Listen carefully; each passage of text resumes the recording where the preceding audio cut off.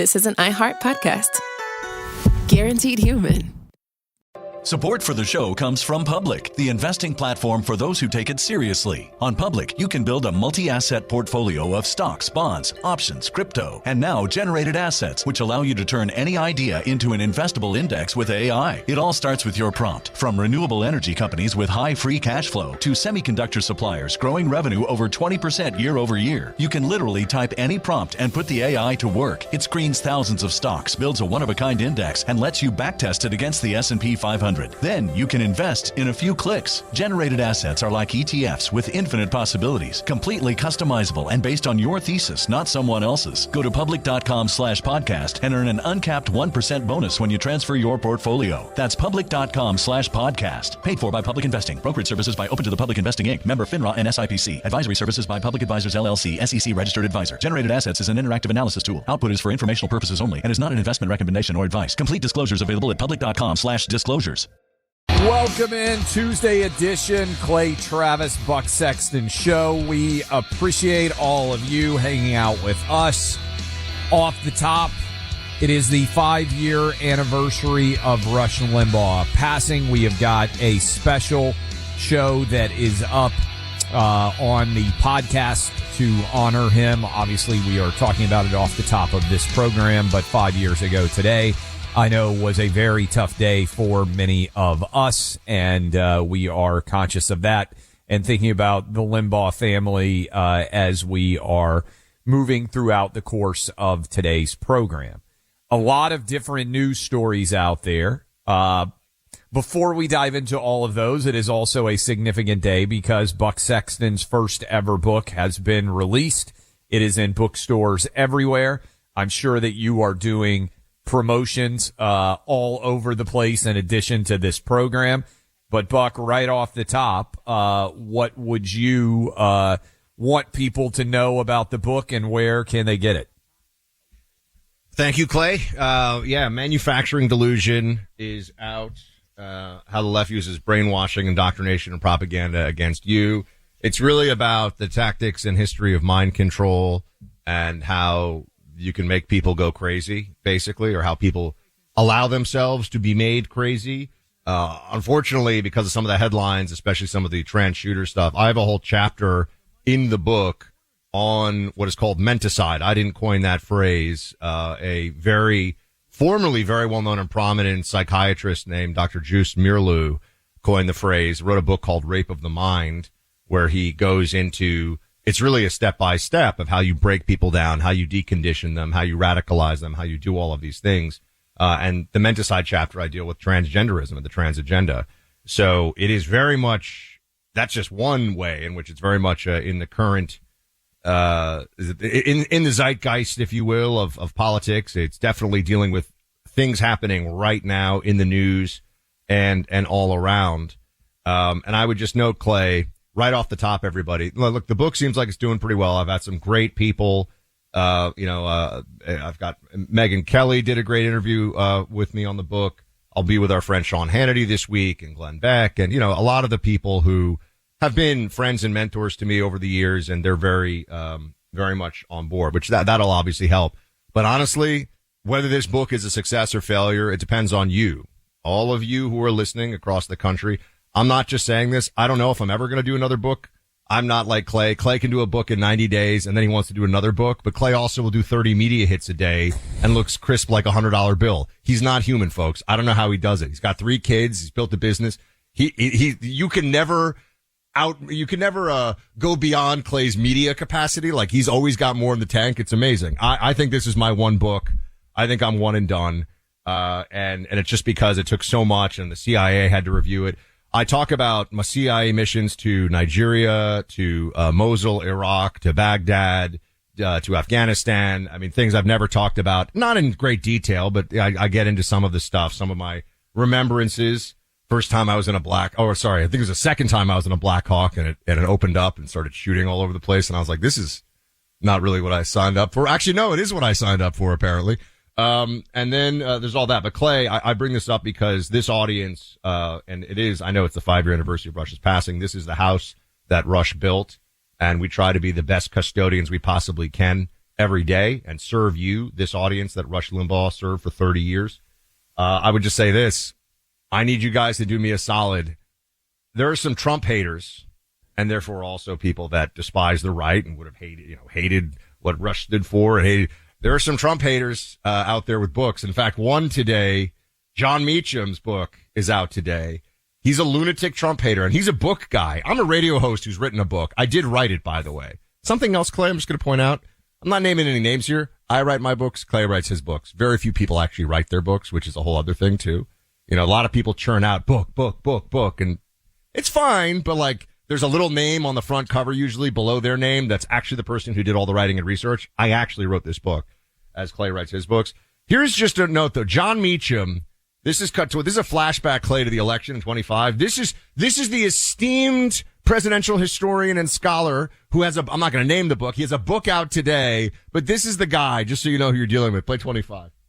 Harris isn't on trial here in the same way President Biden wasn't on trial when he was running. We are. The American people are on trial. If a sufficient number of us in a sufficient number of states choose to ignore the evidence that, as the Bible says, those with eyes to see and ears to hear can detect, then we have no excuse. We might have an explanation, which is that for a series of reasons, people are not holding the Republican Party and the nominee of that party to rational account. And I think that this is a test of citizenship in a way that certainly you'd have to go back, I think, to both the 19th century and the civil rights era to find anything equivalent.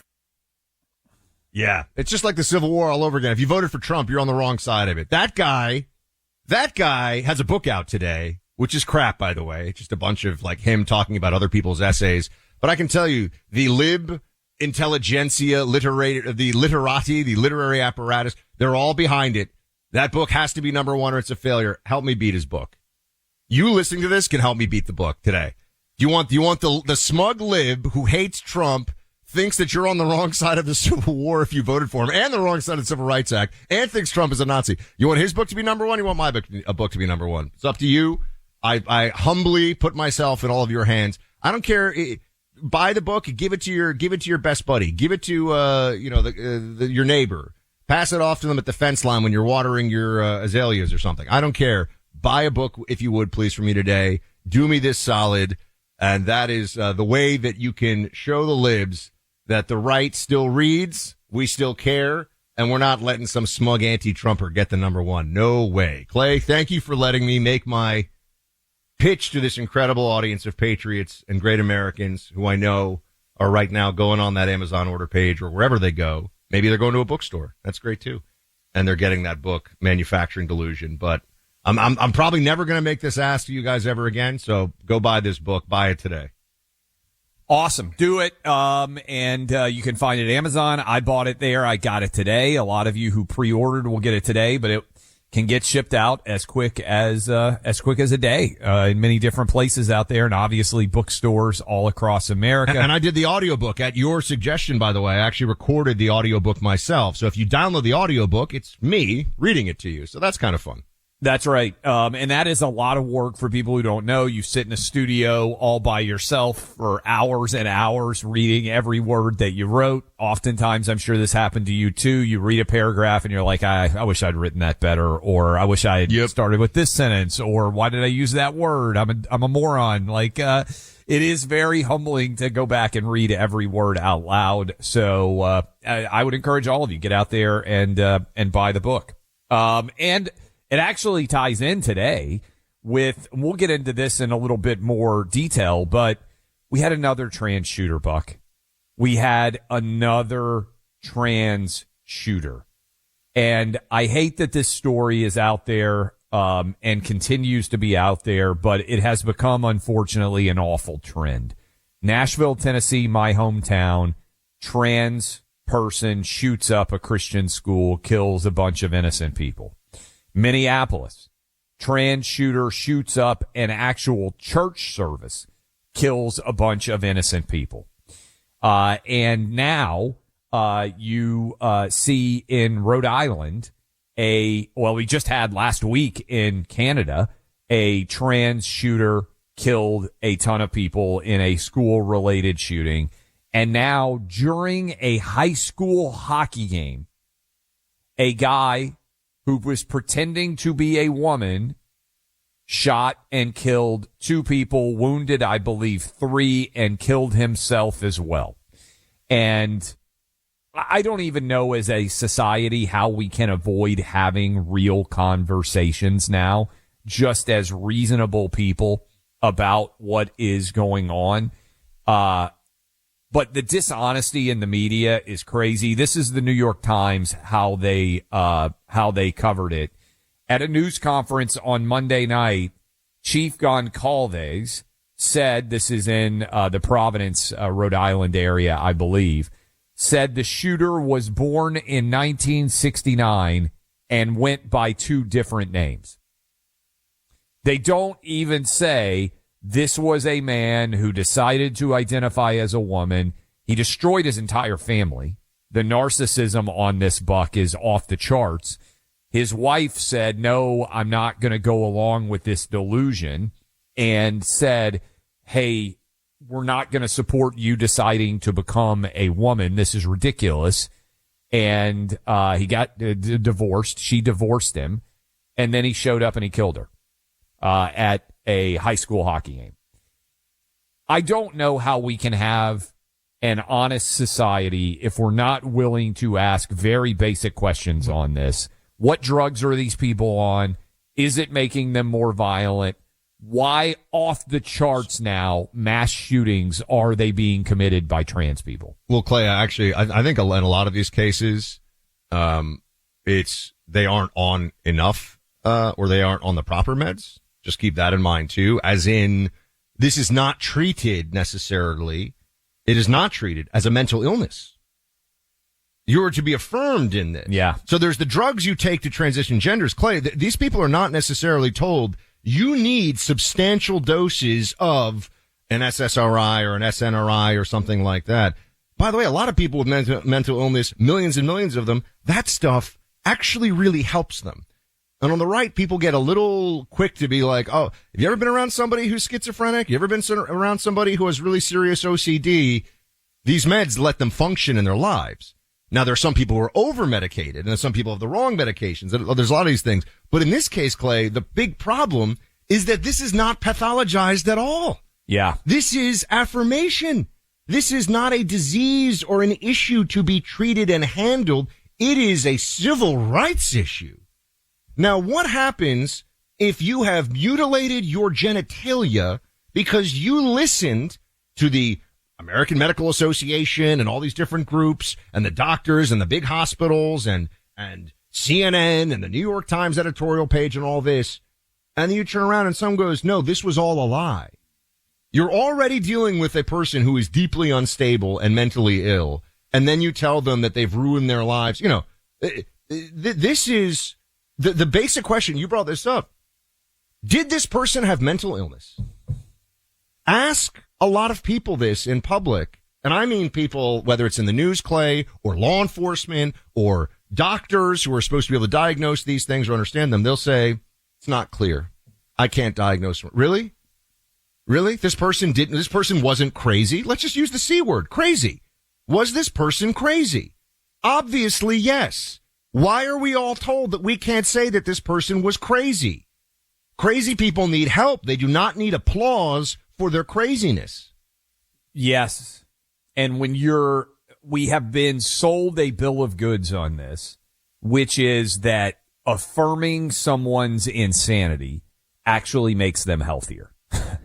And if you translate this outside of trans-related issues and you just said, hey, is it kind to tell people you're really hearing voices? Is it kind to tell people that they're able to talk to dead people? Would it be kind to affirm someone who is schizophrenic in the belief that their delusions are real? The answer, of course, would be no. And so what we have done in an act of intended empathy is actually, I think, made people who are ill that much more ill. And unfortunately now, Buck, what you're seeing is, did you see this guy say in response to the trans congresswoman, congressman, whatever the dude is, that is pretending to be a chick in Congress. He said, if you don't affirm our genders, we're going to go berserk. The day before he went and killed a bunch of people. So we've now created a world where if you question someone's gender identity, they believe they are entitled, some of them, to engage in violence against others as a way to speak out against not being accepted. Now, I just think this is going to get worse. Unfortunately, we have created this entire trans world. And these people, and I think partly, Buck, it's the drugs that they take, are committing acts of mass violence on a scale that is unprecedented when you consider how small the population actually is. Keep bashing us is what he tweeted, but do not wonder why we go all caps berserk as his comment yesterday before he showed up at a high school hockey match and started attacking people. Clay, it is. How many of these? We just had one a few days ago in British Columbia in Canada, and now we have another one. Minneapolis, Nashville, 4 direct shootings in the last year and a half or so that have been entirely perpetrated by trans people. Well, I mean, acts of mass murder that are really acts of domestic terrorism in a sense. I mean, this is ideologically driven. Now, these people are also crazy, but a lot of jihadis, for example, are also crazy. They do it because they think they're going to get the 72 virgins and all that stuff. Yes. But so there's an ideological component to it, but they're also psychologically unstable. Not all of them, by the way. Some of them just choose evil, and they're just ideologically aligned. And again, I know that sounds like I'm all setting this up for the book, but this is why I talk about, this is what I talk about in manufacturing delusion, because people are doing this to people. The whole trans thing there's a system. This has been systematized. This is being created, by an apparatus that views this as important for the projection of power, important for the projection of an ideology. And that's why, Clay, I mean, you can't even believe this stuff. When you see the graphs of how many kids now identify as transgender or non-binary, yes, it's up like thousands of a percentile. It's crazy. It's obviously been done. A decision has been made by people in power to do this. We'll come back. We'll continue to break this down for you. Go buy Buck's book. Monthly cell phone bills now lower. We can thank Pure Talk for that. $25 per month price for unlimited talk, text, plenty of data. Industry first there. Sure, some price imitators, none with the level of customer service Pure Talk offers. So when you switch your cell phone service to Pure Talk, you can save as much as $60 more a month. That adds up to more than $700 a year. I trust Pure Talk to stay in touch with my 2 oldest kids, senior in high school, freshman in high school. You can trust them to stay in touch with your family too. Pure Talk, an American wireless company with a U.S. only customer service team. They can help you switch over in as little as 10 minutes. You can keep your number and your phone. No contracts, no cancellation fees. Just dial pound 250. Say the keywords Clay and Buck. You'll get 50% off your first month. Again, pound 250. Say Clay and Buck to make the switch to Pure Talk today. Saving America. One thought at a time. Clay Travis and Buck Sexton. Find them on the free iHeartRadio app or wherever you get your podcasts. Support for the show comes from Public, the investing platform for those who take it seriously. On Public, you can build a multi-asset portfolio of stocks, bonds, options, crypto, and now generated assets, which allow you to turn any idea into an investable index with AI. It all starts with your prompt. From renewable energy companies with high free cash flow to semiconductor suppliers growing revenue over 20% year over year, you can literally type any prompt and put the AI to work. It screens thousands of stocks, builds a one-of-a-kind index, and lets you backtest it against the S&P 500. Then you can invest in a few clicks. Generated assets are like ETFs with infinite possibilities, completely customizable and based on your thesis, not someone else's. Go to public.com/podcast and earn an uncapped 1% bonus when you transfer your portfolio. That's public.com/podcast. Paid for by Public Investing. Brokerage services by Open to the Public Investing Inc. Member FINRA and SIPC. Advisory services by Public Advisors LLC. SEC registered advisor. Generated assets is an interactive analysis tool. Output is for informational purposes only and is not an investment recommendation or advice. Complete disclosures available at public.com/disclosures. All right, welcome back into Clay and Buck. We're joined by Congressman Jim Jordan of Ohio. Congressman, always a pleasure. Thank you for coming to hang out on Clay and Buck once again. And I know you have some new reading material, especially because having been a doubter of the 104-mile-an-hour serve, we know you're not a doubter of the soon-to-be bestseller Manufacturing Delusion, Congressman. So I'm glad you have your copy. Congrats. Thank you. I look forward to reading every single word and learning. I've heard you talk about it and some of the things you cover in the book, so I'm excited about getting the chance to look through it. Thank you. I talk about the origin of the assassin Nizari Ismaili sect. I talk about, there's cool stuff in there beyond just the political commentary and some of the sort of psycho-political analysis stuff. Anyway, so please go get your copies, everybody. Manufacturing Delusion. Congressman, how are we doing? I want to take a step back. It's been a year of Trump, and we were ready to say, the call the balls and strikes on stuff. On the big policy issues, everything looks great. On the immigration issue, things have been phenomenal at securing the border. Deportations, obviously ongoing. Democrats want to hold up a portion of government funding over can you explain what the heck is going on with that? Yeah, this is the crazy left again. They did it for 43 days last fall on Obamacare, where everything they told us turned out to be false. Like your plan, keep your plan. Like your doctor, keep your doctor. Premiums will go down. They were 0 for 3, but they want to shut down the government for 43. The same mindset here. They're saying, unless you change policies on how you go get people who are in this country illegally, we're going to shut the government down, which is exactly what they did. But they forget to address, and you guys were talking about this last week and doing a great job, and until they address the sanctuary jurisdiction crazy policies that are out there, I don't know how you get a handle on it, because what's happened in now almost a third of the country, 18 cities, 11 states, 3 counties, and the District of Columbia, representing 31% of the population of our great country.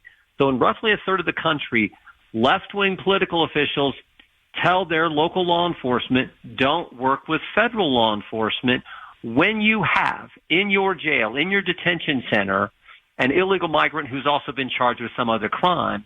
When a detainer is sent there from the federal government saying, just, hey, if you're going to release this guy, let us know. Give us a call. We'll come pick him up there at the jail or at the detention center.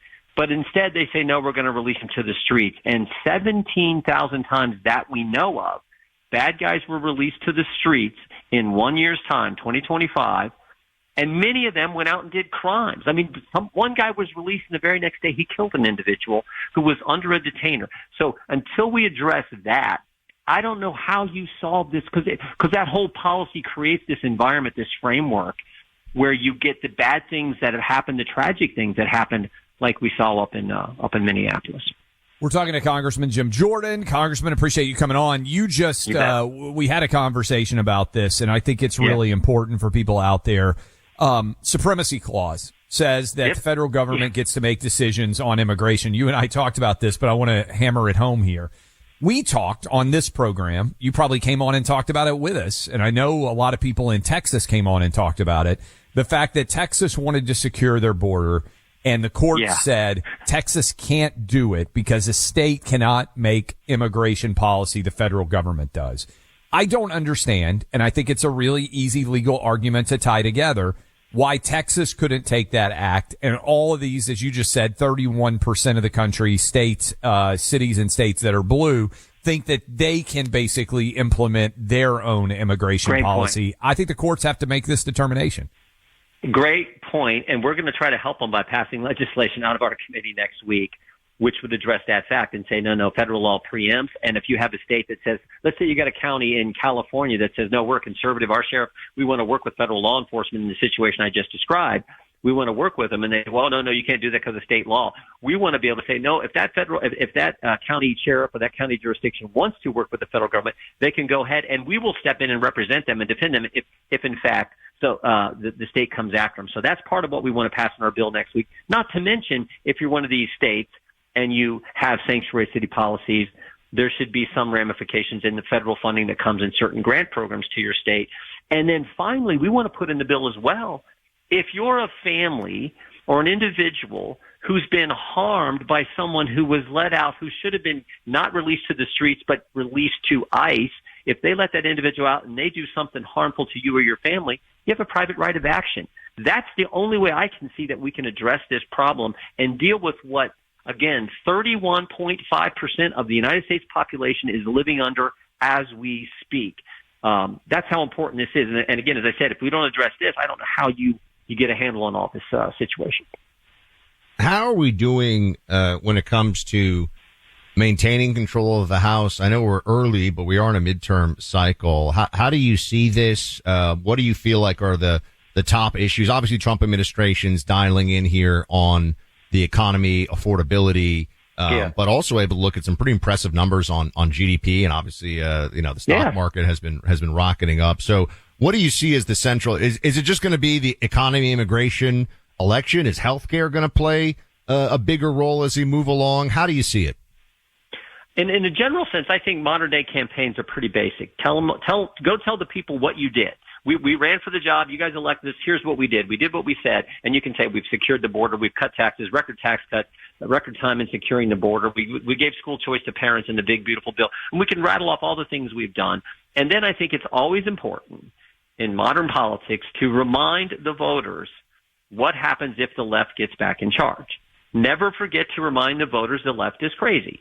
It's crazy to defund the police. It's crazy to say you want to abolish ICE. It's crazy not to have a border, which is all the things that were taking place under the previous administration. It's crazy to shut down the government for 43 days. It's crazy to have this sanctuary city policy where you release bad guys onto the street who do harm to people in those communities when you could have turned them over to federal law enforcement. So I think we have to remind the voters of that as we move forward. And then also underscore, I do think the economy is improving. We had 4.3% growth last quarter. Stock market's at 50,000. I mean, it's like unbelievable what we're seeing. So remind the voters of that as well. But that's what campaigns are. We're going to say one thing. They're going to say another. We're going to have the debate, and the people get to decide. But I feel like we got a good story to tell, particularly when we also remind the voters, remember what happens when the left's in charge. We can go back to that if they win this midterm. I think this is an important argument you just made. And let me give you an example that I think you're going to be nodding your head at because it's just across the Potomac from where you are. Abigail Spanberger got elected in Virginia. She ran 100% as a moderate, as a no-nonsense mom who just wants to be a normal leader. She has gotten in office, and in her first month in Virginia, they're trying to knock Republicans down to one congressional seat. They have embraced far left-wing, crazy town agendas. Tax increases have come across. She, in 1 month, has demonstrated that she is actually a radical leftist. I like what you said, Jim, because Trump is maybe the most transactional president that we've ever seen in that he said, here's the list of things I'm going to do. This is what I'm going to run on. And then he got into office and he basically just went right down the list. Check, check, check, check, check. Whereas they lie and do the opposite of what they claim they're going to do. Great point. And you could add to that list of what Governor Spanberger is focused on too, is taking away people's Second Amendment rights in the state of Virginia. So she ran as the quote moderate governor who was, had a background in the CIA and working in the military. She ran as that individual and gets in and does all the left wing things. And you're right on the redistricting. They're looking to take a 6-5, 6 Democrats, 5 Republicans in Virginia to 10-1. And they got all these these links coming out from Northern Virginia all over the state. So that I think, again, remind the voters, this is who the left is. And the left now controls the Democrat Party, and they will go for all these crazy policies. I still, maybe we talked about this before, but Sarah Huckabee Sanders a few years ago, I use this all the time, but I thought it was well done. She gave the response to the State of the Union, and her best line was when she said the divide in America today is normal versus crazy. And you can go down the list of all the crazy policies the left has. I think it's always important to remind the voters that that's the case. And when you do, the vast majority of voters are common sense people, and they'll elect Republicans. Congressman, to that end of normal versus crazy, we started off the show talking about the horrific shooting in Rhode Island involving a clearly, I mean, you just look at a photo of the guy. The guy's deranged. I saw it. The guy's clearly nuts. Okay, clearly nuts. Yeah. Kills his own family, the whole thing, a horrible situation, horrible story. We know that there have been a series of these shootings, high profile mass murder shootings involving these individuals who are psychotic and who are, self-identify as trans and the whole thing. Do Democrat colleagues in Congress really believe this transgender ideology stuff on the whole in general, or are they just too scared of the 10 to 15% of the radical left of their party? Like, I'm just wondering if you can give us some context here for, does Hakeem Jeffries really think there's no difference between a man and a woman? That babies are assigned gender at birth? Does he believe that? If you sit down over tea with him or coffee or whatever, is he like, yeah, babies get assigned gender at birth? Like, because I want to see Congressman Jeffries say that if he believes that. Yeah, I think the vast majority don't believe that. But I think, again, we're back to the energy in their part has embraced this, this whole transgender thing and a host of other crazy policies, and that's the energy. So that's where they get the financing. That's where they get the campaign volume. It's driven by politics. So I do think that's the case. Again, it's just like time and time again we see these crazy things happen, and the left will go defend the transgender policies out there that seem to be part of this. So I don't think they buy it, but I do think it's driven by the hard left and the politics that are associated with that.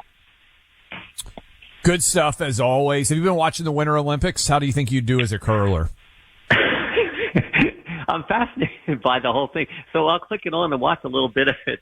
And then, of course, the controversy, that was unbelievable. Like his finger, I think it was the Canadian, I forget what team, like his finger touched an extra little push or a little spin or something. I was like, wow, go figure. So, yeah, I am fascinated by it. But I actually prefer the sports where they're like the cross-country skiing, like that is just, those people are just tough.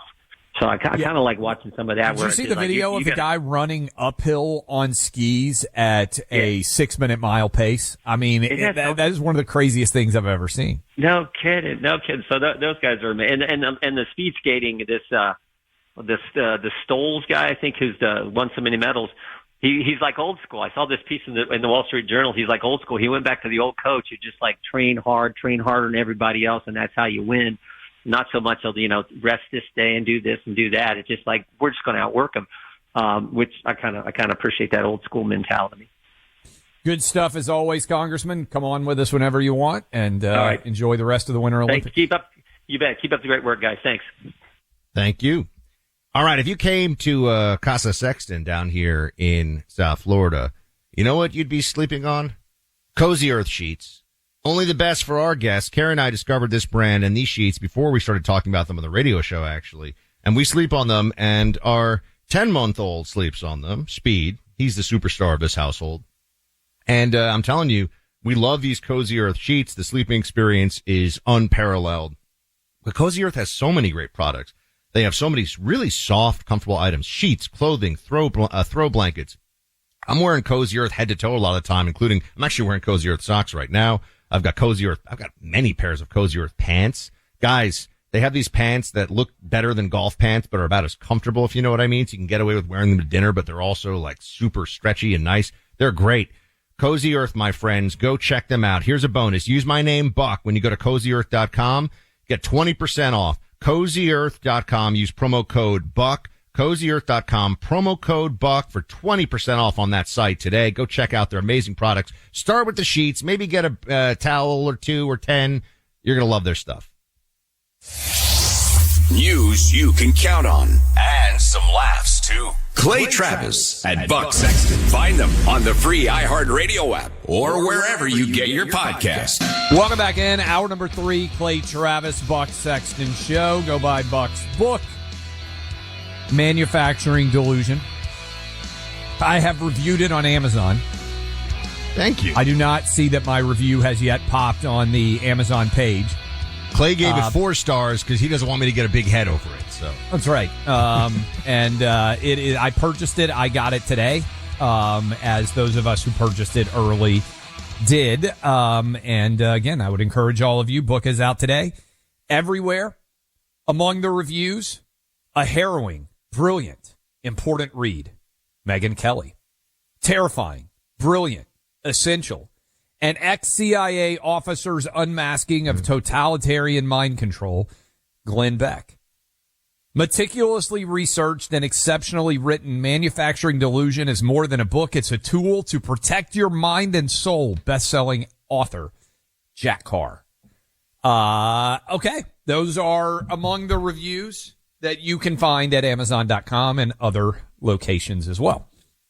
Buck, you and I are going to be in Texas in short order about 2 weeks from today, because exactly 2 weeks from today is the very first major primary that I believe will occur in the nation, when Texans will be going out and voting for their nominees in a wide variety of different races, including the one that is getting the most attention in the state. Again, we want all of you to go vote, top, up, and down, bottom to top, in the Texas primaries. Many different important races that are going on, but the Texas Senate race is receiving the largest amount of attention, both on the Democrat and the Republican side.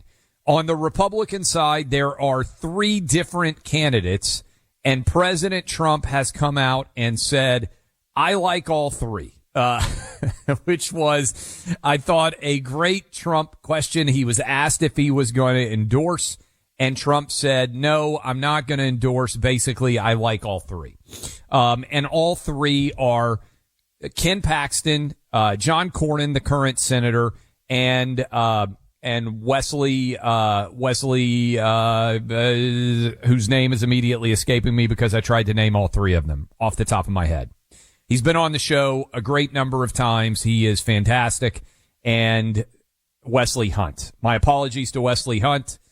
Trying to name 3 right off the top of my head. All 3 of them are seriously contending, and whoever wins that Republican primary will likely be the next Republican senator from Texas, or the continuing Republican senator from Texas. So Wesley Hunt, John Cornyn, and also Ken Paxton, all running on the Republican side. Now, on the Democrat side, this has turned into a bit of a story today, Buck.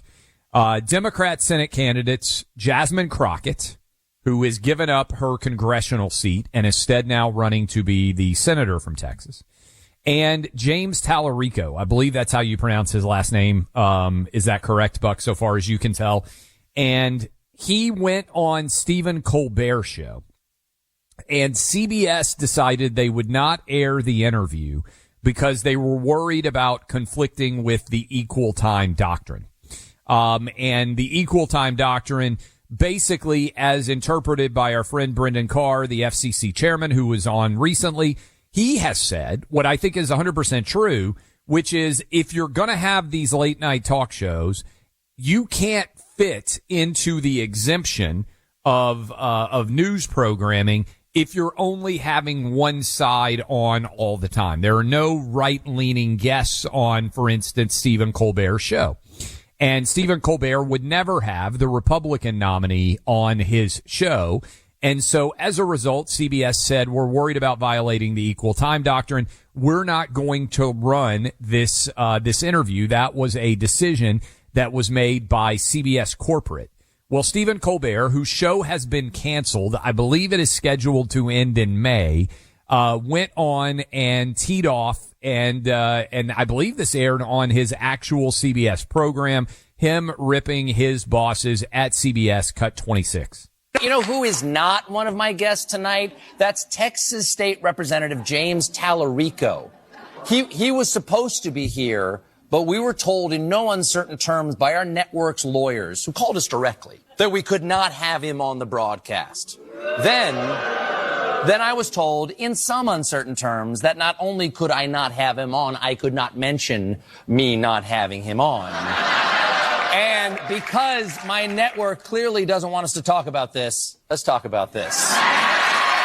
On January 21st of this year, a letter was released by FCC chairman and smug bowling pin Brendan Carr. In this letter, Carr said he was thinking about dropping the exception for talk shows because he said some of them were motivated by partisan purposes. Well, sir, you're chairman of the FCC, so FCCU. Okay, this is, I think, actually more interesting than Stephen Colbert is letting on. And it's actually super interesting in general. So he was only going to have James Talarico on. Now, James Talarico is on in a highly competitive Senate race against Jasmine Crockett. Buck, Jasmine Crockett has a 0% chance of being elected statewide from Texas. I want to repeat this. I think even Democrats are aware of this. If Jasmine Crockett is the nominee, there is a 0% chance that Republicans have to worry about the Democrat in that race at all. I think elite Democrat leadership is aware of that. So when I hear and see this controversy emerging, I say, my goodness, this is elite Democrat power brokers deciding to set up this James Talarico interview. If it airs, it's a huge bonus to him. But if it gets shut down under this FCC equal time doctrine, I would argue it's an even bigger bonus for him, because most people would have never seen this but for the fact that Stephen Colbert went on and attacked his bosses for not letting him have on James Talarico. So I think, again, the fact that this was scheduled to happen the day before the Texas primary ballots went out and people started to vote, this feels to me a bit akin to what happened to Bernie Sanders back in the day. This is the Democrat Party saying, we got to kneecap Jasmine Crockett and make sure she's not the nominee, because maybe we can put this seat in play with James Talarico. Do you see that? And by the way, Brendan Carr, let's invite him on the program again, because he got attacked, and we want to give him equal time on the program. We had him on recently. Do you read this in a similar way, Buck, or what stands out to you about this story? Again, there's no way the Republican nominee, whether it's Wesley Hunt, whether it is Ken Paxton or John Cornyn, is going to be allowed on Colbert. And this is where the significance of that letter from Commissioner Carr comes into play.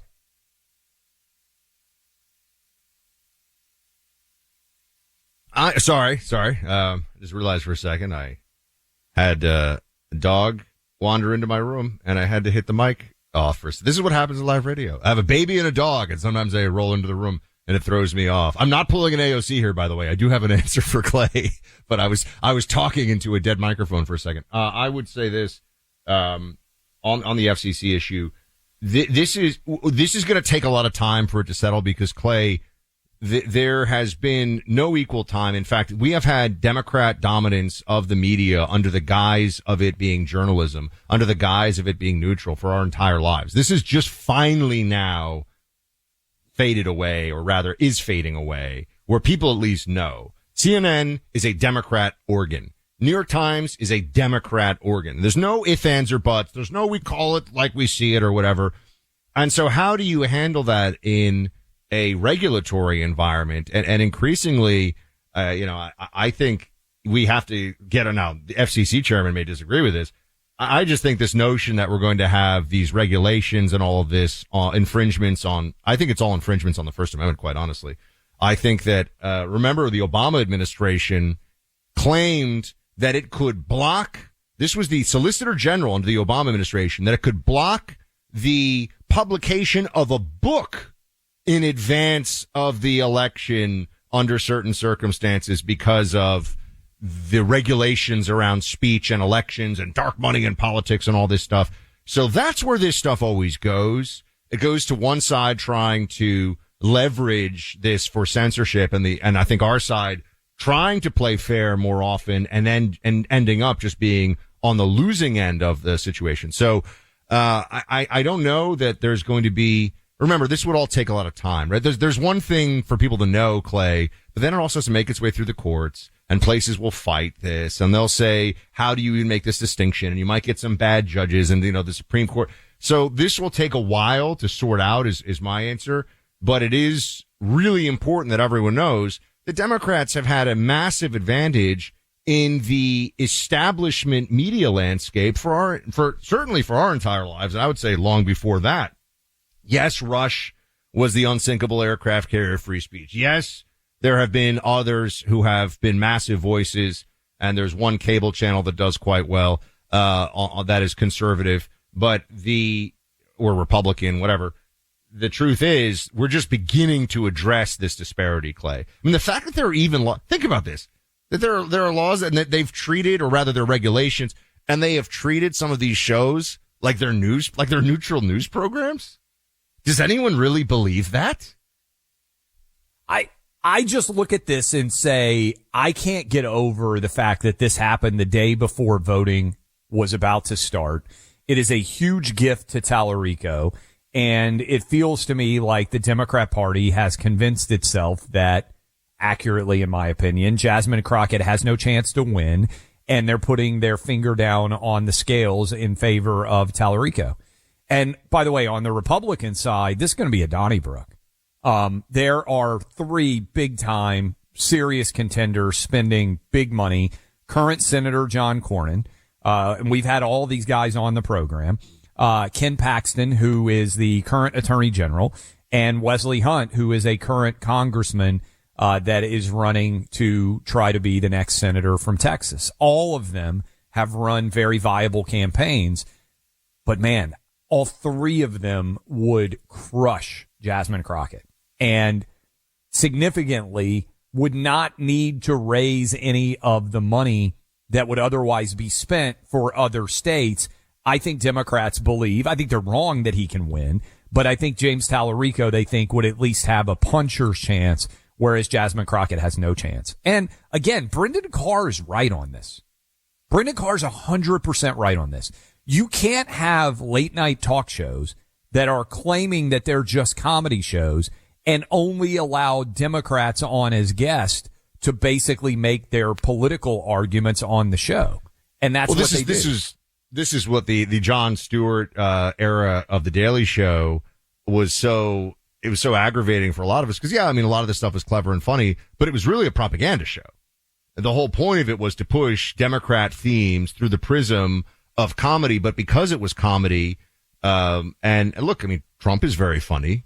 Trump's a politician, right? Comedy and politics are not in any way distinct, or rather, separate from each other by their nature. They actually can be quite useful when paired together. I think one of Trump's biggest political gifts is how funny he is. And I think there are a lot of people who, they don't like this about his style, or they think he's kind of gruff. But man, he said something. And if you find yourself laughing at what a politician says, like really kind of guffawing, it's hard to hate the guy. It opens you up a little bit to it. And I think you warm up to him over time. But Trump is the funniest politician of our lifetime, which is remarkable. Clay, the sitting president of the United States is the most humorous politician you or I have ever come across. He is the funniest. Yes. It's just a fact, right? It's pretty crazy when you say it out loud. But the Daily Show, because it was comedy, they would have politicians, or they would have more serious people on, and then they would cut and splice the interview so that it was a complete hit job. I mean, they would do whatever they wanted, and then if you pointed out, they go, we have puppets on before us. It's just comedy, man. No, it's a political show with jokes. I mean, totally. And so this idea, it feels like a rig job, like that he was daring, that is Colbert was daring his bosses to not allow Talarico on. I would argue that, and look, I'm no defender of Jasmine Crockett, but I would argue if they're going to have on Talarico the day before the primary, that they should also have to have on Jasmine Crockett, not only the other Republican candidate, whomever that ends up being, but the other Democrat as well. That feels like a fair and impartial way to handle this. So I'd be upset if I was Jasmine Crockett. Indeed. And not to be confused with any affiliation with Crockett Coffee, of course. That's a very different. Which you should be drinking right now, like I am. All right, you got to have safety in your home, and that means you have to take that safety into your hands. You have to be prepared. This is where Sabre is so essential. Sabre spelled S-A-B-R-E. The website is sabreradio.com. They've been in business for 50 years, family run and owned. Their goal is to keep you safe. They have tons of products, including the Sabre Home Defense Launcher. And the Sabre Home Defense Launcher stops the threat with powerful pepper projectiles. I would start with that. That's just a great one to have for your non-lethal. And look, I'm very open, very upfront with all of you about this. I have non-lethal options here. Carrie feels good to have some pepper sprays from Sabre and those things. I've also got a ton of lethal options here, but I like that force escalation. I like to have both at hand depending on what the situation requires. I think for you, makes a lot of sense. SaberRadio.com is where you should go. SABRE radio.com. That's SABRE radio.com. Get hooked up with home defense, non-lethal products, all kinds of cool stuff. SABRE, SaberRadio.com, or call 844-824-SAFE. Clay Travis and Buck Sexton. Mic drops that never sounded so good. Find them on the free iHeartRadio app or wherever you get your podcasts. Support for the show comes from Public, the investing platform for those who take it seriously. On Public, you can build a multi-asset portfolio of stocks, bonds, options, crypto, and now generated assets, which allow you to turn any idea into an investable index with AI. It all starts with your prompt. From renewable energy companies with high free cash flow to semiconductor suppliers growing revenue over 20% year over year, you can literally type any prompt and put the AI to work. It screens thousands of stocks, builds a one-of-a-kind index, and lets you backtest it against the S&P 500. Then you can invest in a few clicks. Generated assets are like ETFs with infinite possibilities, completely customizable and based on your thesis, not someone else's. Go to public.com/podcast and earn an uncapped 1% bonus when you transfer your portfolio. That's public.com/podcast. Paid for by Public Investing. Brokerage services by Open to the Public Investing Inc. Member FINRA and SIPC. Advisory services by Public Advisors LLC, SEC registered advisor. Generated assets is an interactive analysis tool. Output is for informational purposes only and is not an investment recommendation or advice. Complete disclosures available at public.com/disclosures. Welcome back into Clay and Buck. And I just want to say thank you so much to all of you who are sending in kind words about the book, which I have out today, Manufacturing Delusion. It is very timely. There's a lot of history. There's a lot of research. There's some anecdotes from my time in the CIA. Just a few. I mean, it's not about that, but I threw some things in there. And the CIA cleared them. I had to clear the entire book, and I did. So that is really my focus today, is getting as many of you as possible to get a copy of the book. You can obviously get it on Amazon. There's the audio book, which I read myself. And I think those of you who like audiobooks, there you go. It'll be my voice doing the whole book for you. And so far we're doing really well. There is this book out from John Meacham today. He's trying to rain on my parade, but because of you, I don't think that's going to happen. But let's not let that smug communist who hates Trump and says it is inexcusable for you to have voted for him again, said that on TV last year. Let's not let him get that number one slot for book sales today. It's all on you. I'm doing some other great shows, and I really appreciate that. And it's funny, Clay, you really do. In this business, you find out who your friends are at book launch time. It's a very interesting thing. There are a lot of people that'll be like, oh, yeah, I love your stuff. Oh, yeah, buddy, whatever. But there are the people who say, send it to my producer and we'll give it some thought. And the people who are like, that's awesome for you, buddy. When do you want to come on? And I will tell you this, and I think you're the same way, Clay. We remember who's on what side of that equation, just like any of you would. Trust me. It's interesting. You see who's for real and, who belongs in the cheap seats. Well, look, this audience, to its credit, buys books in a substantial way. So you probably have noticed over the 5 years that we've been doing the show since, and again, we began the show talking about this, but today is the 5-year anniversary of Rush passing, and we have a special 1-hour show that is up. And producer Allie said a super nice thing. She said, like, both you and Buck are the kind of sons that Rush would have had if he had had kids, which is a super complimentary, nice thing to say from producer Allie and much of the staff that spent years and years working with Rush. Yeah, it was a very nice thing to say. But that's a credit to Rush and the show and the fact that people are intellectually curious. But you may well have noticed that we have a lot of authors on because it is hard to sell books and ideas matter and making strong arguments matters. And so we want to put those out in front of people. I think we have something of an obligation with a platform this big to have people who are writing good. We need good books to be written about what we believe and about what matters to us, those of us who see the world the way that we do. And we have a role to play in that. And some other places are abandoning that role unless you're in a very narrow subset, and that's a shame. But this platform and many others like it, and I will say many of the independent, big conservative names are having me on. They've had you on in the past, Clay, and they also take that approach. So, we can't have every book on, or this show would just be like a book club, because everybody, I feel badly. I mean, you get the same thing. I get literal boxes of books pile up I don't know how they find, I guess the publishers know where I live. They find my home. They send it to my home address, and I refuse to ever throw a book in the trash, no matter whose book it is. So I have to find a home for this. I'll donate it to the library. I'll give it away to friends who want that particular author, etc. But I feel like I'm the custodian of all these books that I never asked for. I don't have enough room. I mean, you've been in the studio with me here, Clay. I don't have enough bookshelves for the books that I already have, and I keep accruing more. We got a couple of funny emails, by the way. I should hit. VIP email from Matt. Hey, Clay and Buck, just listening to you talk about the low IQ Democrats likely running for president in 28, AOC, Newsom, and others, potentially including, certainly Kamala Harris. What are your thoughts about Mark Kelly? Is he a smart guy? Is he running in 28? I think both Arizona senators will give it a shot. I would expect that he would run. I've not spent any time around him. I do know people who say that he is a smart guy and they like him, who I respect. But I don't know anything at all about him. So I wouldn't denigrate him by saying that he's unintelligent. Certainly, if you've won election in one of the 7 toss-up states, I mean, Gretchen Whitmer is going to run. Josh Shapiro is going to run. That is a pretty strong argument that you would have some national appeal, because you're already having to appeal to independents. Remember, Trump won. What did Trump win?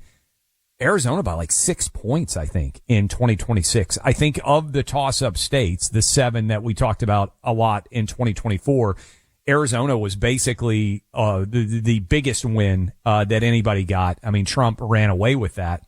And so they're now trying to run in states that may be slanted towards the red. So I would be curious to see how he would do. Another email, by the way, from Bert. I've noticed you guys use the phrase back in the day quite often. What exactly does it mean? I'm 93, and I'm sure it does not mean the same to me as it does to you young whippersnappers. Well, thanks for the email. Yeah, back in the day for you could mean back in World War II. Which is truly back in the day. But for Buck and I would say back in the day means 80s, 90s, which is like recent history for you if you're 93. Yes, I think that is definitely the case. And I guess we do use the term back in the day sometimes. Yeah, when I think back in the day, it's like the Spice Girls and the rise of hip hop and like the movie Clueless. Michael Jordan's supremacy in the NBA, like that's back in the day for me. So that's not that far back. Our Bird is astute. Bird is correct. We have a different timeline that we are working with. We should also mention, as we are getting ready, we're talking all about the Texas primary season. You guys are going to decide a lot. If you look at the prediction markets right now, Democrats are favored to take back the House, and Republicans are only about 60% to maintain control of the Senate. Look, the House is probably going to impeach Trump if they get taken back. I understand you guys can predict exactly what they will do. What I will say is the Senate, I mean, you guys know how hugely important the Senate can be for the last 2 years, particularly as it pertains to the Supreme Court, because we've got a lot of justices who are over 70 years old now. And as we saw happen with Ruth Bader Ginsburg, you never know, or Scalia for that matter. You never know when that moment is going to come as soon as you are over the age of 70. And in particular, the risks just increase. And so I would say, look, we're still, 10 months away, 8 months away, 9 months away from official verdicts coming down. But I do think the Senate, as much attention as we should put on the House, the Senate is by far the most significant of the impacts that could happen in 2026. If Republicans lose control of the Senate, you lose the ability to get a lot done that has to do with the judiciary in a way that I don't know very many people have thought about. So I would even say some of the older right-leaning Supreme Court justices, maybe it's time to start thinking about that a little bit. I mean, just in the same way, look, Kennedy, I thought was really smart the way he stepped down. He got someone who was a former clerk appointed to take his role.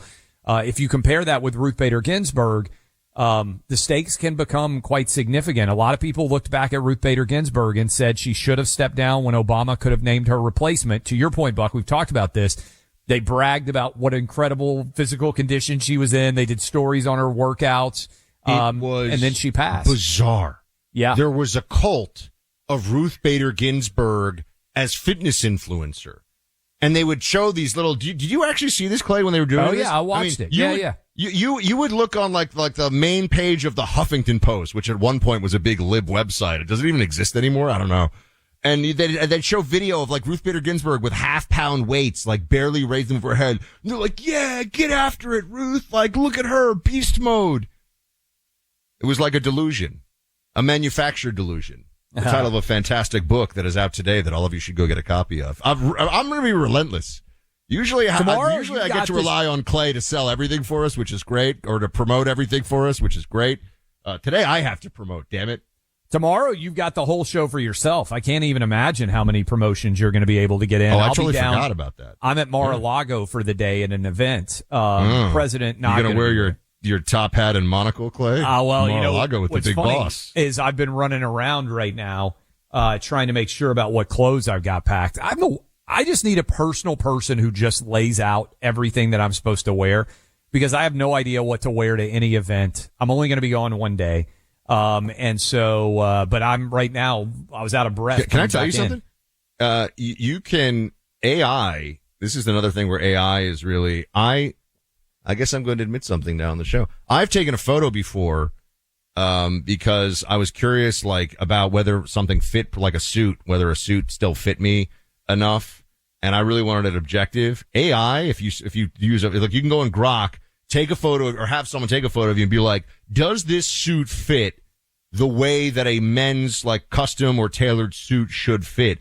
Clay, it will break it down to it's like all of a sudden you have a guy named like Vincenzo who's like, hey, it's a little tight in the chest, a little loose in the, hey, does the whole put a thing little for bit you. of weight on Ai over Christmas break. I don't need I don't need to get a little too snug. It's like it's pulling because your gut is pulling. I'm like, hey, AI, slow down a little bit. But I'm just saying it actually works very well. Like you can ask it. You can even ask it for outfit advice, guys. Once you realize what a tool AI is for you, it's pretty incredible. I used Grok 7 different times this morning, getting ready just to answer different questions. I don't think I mentioned this yesterday. Valentine's Day dinner. As I was getting ready, to go out, wife hit me with, "Is that what you're wearing?" Not a good start to, the devastating off the top rope wife. "Is that what you're wearing?" I was in Florida over the weekend and I did not have a pair of pants. I did have shorts. And so, other than my track pants, which are awesome from XXXY, great brand, but not very fancy. And so my wife was not happy with the, options that I had. And "Is that what you're wearing?" was the first thing I heard when I came out wearing what I thought was a great outfit to Valentine's Day dinner. Following the 9/11 attack. By the way, you haven't noticed this yet, Buck, but Super Bowl next year is on Valentine's Day. Super Bowl 61 is Valentine's Day. It's going to be the biggest breakup day in the history of mankind, because a lot of women are going to find out that their boyfriends care way more about football than they do celebrating that relationship. Following, and probably some men, but a lot more women. Following the 9/11 attacks, New York City firefighter Daniel Foley assisted in the rescue and recovery efforts at Ground Zero. He didn't know then that his heroism would later cost him his life. Daniel spent months at Ground Zero searching for victims, including his own brother, firefighter Thomas Foley, who was killed in the attacks. Daniel's father also took part in the efforts at Ground Zero. He died years later from a rare 9/11 related leukemia. Daniel's death, like so many others, was also a direct result of 9/11 related cancer. He leaves behind his wife, Carrie, and their 5 children. Tunnel to Towers paid the mortgage on the family's home, and every day we see the toll that 9/11 continues to take on heroes and their families. Your donation today can make a world of difference to a family like the Foleys. It can provide a sense of security and stability in the face of uncertainty while also bringing hope. Join us in donating $11 a month to Tunnel to Towers at T2T.org. That's T2T.org. Keep up with the biggest political comeback in world history on the Team 47 podcast. Clay and Buck highlight Trump replays from the week. Sundays at noon Eastern. Find it on the iHeartRadio app or wherever you get your podcasts. This is an iHeart podcast. Guaranteed human.